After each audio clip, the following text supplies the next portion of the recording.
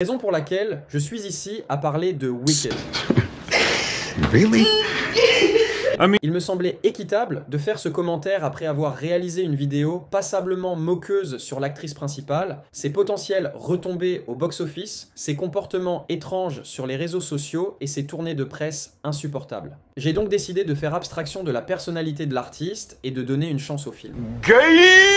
Et voici le truc amusant. Le film est plutôt bon. Bien sûr, quelques nuances et guillemets s'imposent. Si vous n'êtes pas amateur de comédie musicale ou de la pièce originale, le film risque de ne pas vous séduire. Mais considéré indépendamment, Wicked est une production musicale impressionnante. Les numéros de chant et de danse sont fidèlement reproduits, enrichis des effets hollywoodiens attendus. Le monde d'Oz, avec ses couleurs vibrantes, son architecture déjantée et sa technologie extravagante, est brillamment recréé à l'écran. Les acteurs, dont Ariana Grande, que je pensais être un maillon faible, offrent des prestations solides et touchantes. En somme, Wicked est une production grande, colorée, tape à l'œil et outrancière, dans la pure tradition des comédies musicales hollywoodiennes. Ce n'est pas pour tous, et sa durée de plus de 2h30 peut paraître parfois traînante, mais il faut reconnaître qu'il reste divertissant. Le film sert de préquel aux événements du Magicien d'Oz. Glinda, future bonne sorcière, est une jeune femme débutant à l'université de Chiz. Archétype de la fille populaire, belle et superficielle, son destin va basculer lorsqu'elle devra partager sa chambre avec Elphaba, une jeune femme mystérieuse, rejetée et harcelée toute sa vie à cause de sa peau verte. Initialement en conflit, elles développeront progressivement un respect mutuel qui se transformera en une véritable amitié.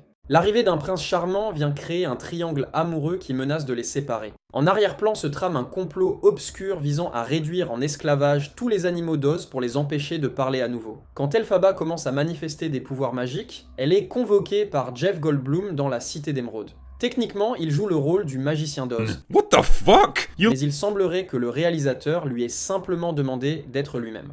Jeff Goldblum souhaite utiliser les pouvoirs d'Elphaba pour lancer de véritables sorts magiques, car il n'est en réalité qu'un imposteur qui s'appuie sur des illusions pour maintenir l'apparence d'un être sage et puissant.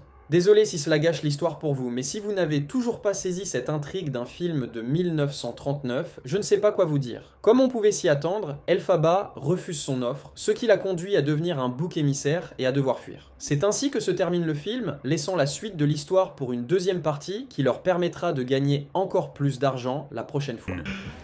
You serious? Je pense que c'est un bon endroit pour commencer à critiquer ce film. Rappelez-vous comment la trilogie du Hobbit s'est sentie plus étirée que le visage de Courtney Cox, car elle a étiré le matériel d'un seul roman court en 3 films gonflés et inutiles. Eh bien, c'est un problème similaire ici, même si ce n'est pas aussi grave. Le film avance parfois à un rythme lent, vous faisant vous sentir impatient que l'intrigue reprenne. Et il se termine sur un cliffhanger abrupt et insatisfaisant. La comédie musicale originale racontait une histoire complète avec un dénouement émotionnel satisfaisant en moins de temps que la durée de ce seul film, qui ne progresse que jusqu'à l'intermédiaire. Et, comme Tatiana, vous commencez à ressentir la longueur supplémentaire après un moment. Les comédies musicales ont une longue tradition d'être campy et flamboyantes, et Wicked n'y échappe pas. Presque tous les personnages agissent comme des versions plus hyperactives de l'associé Bob de Demolition Man. Et si cela vous agace, cela aura un impact important sur votre appréciation du film.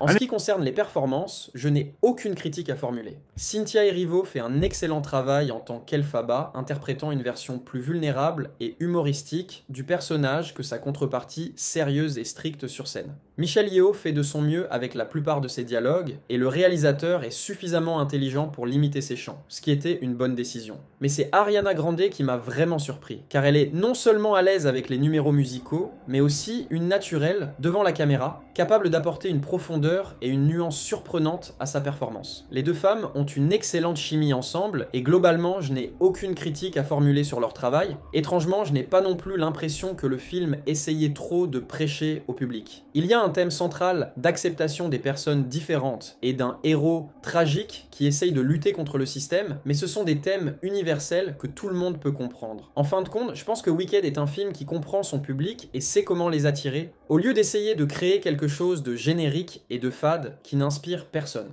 Et, comme Barbie, il semble faire beaucoup d'argent grâce à cela. Alors, bravo! Je ne pense pas que ce film plaira à beaucoup de personnes dans mon public, mais je pense qu'il est juste de lui donner une critique honnête. Et voilà. Si vous aimez ce genre de choses, ou que vous êtes prêt à y aller avec un esprit ouvert, Wicked réalisera tous vos rêves. Et si ce n'est pas le cas, il vaut probablement mieux économiser votre argent et regarder autre chose.